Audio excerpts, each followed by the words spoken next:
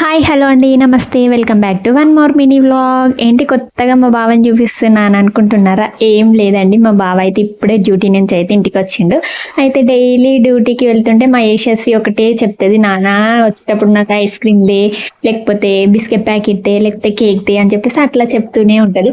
Daily ఏదో ఒక item అయితే అంటే వాళ్ళు తినడానికి ఏదో ఒకటి తీసుకొని వస్తారు. ఎందుకంటే పిల్లలు వాళ్ళ నాన్న రాగానే ఎమ్మటే అయితే ముందుకెళ్ళి ఉరికిపోయి నాన్న నా కోసం ఏం తెచ్చినావంటే వాళ్ళకి ఏం లేకపోతే ఆ బాధే వేరు. వాళ్ళ ఇంకా ఏం తెలియదనుకో ఆ ముఖం మొత్తం మాడిపోతుంది, అంటే ఫేస్ అంతా డల్గా పెడతారు.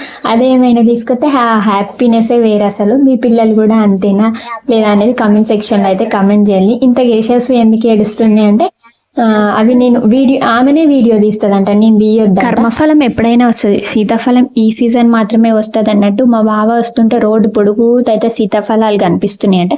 అయితే తీసుకుపోదాంలే, ఎట్లయినా పిల్లలు అడుగుతారు కదా ఏదో ఒకటి అని చెప్పేసి సీతాఫలం తీసుకొని అయితే వచ్చిండు. అక్కడ ఏమైందంట అంటే ఫస్ట్ అక్కడికి వెళ్ళి అయితే అడిగిండంట, ఎంతమ్మా అంటే 100 రూపీస్కి 5 అని చెప్పిందంట. చెప్తే ఓకే ఇవ్వు అని చెప్పేసి అయితే అంటే ఆమె ఇచ్చేలోపు మా బావ ఏం చేసిండు, డబ్బులు ఆల్రెడీ ఫోన్పే చేసేసిండంట. చేసేసిన తర్వాతకి అవి పండలేదు. ఈయన చూస్తే అవి పండలేదు, అసలు కళ్ళు కూడా అంటే కళ్ళు తెరిచినా తెలియలేదు, తను చూడలేదు, కవర్లో కట్టించింది వాటికి. పండలేదా, పండకుండా ఏం కాదులే, మళ్ళీ ఎట్లయినా డబ్బులు రిటర్న్ ఇవ్వరని చెప్పేసి ఇంటికైతే పట్టుకొచ్చిన తర్వాత చూస్తే అది ఒక్కటి మాత్రమే కళ్ళు తెరిచింది, 4 అసలు కళ్ళు కూడా తెరవలేదు. చూడండి ఎట్లున్నాయో మీరే. ఇట్లుంటది ఇక్కడ, ఇట్లుంటాయి. అదే మన పల్లెటూరులో అసలు చెట్టుకు తెంపినే తింటే ఆ ఫీలింగే వేరే అసలుకి. ఇది ఇట్లయితే ఉంటది. ఎనీవే అవి పండినా తినాలి, పండకపోయినా తినాలి. ఇంకా ఈ వీడియో నచ్చితే మాత్రం లైక్ చేయండి. Thank you, bye bye.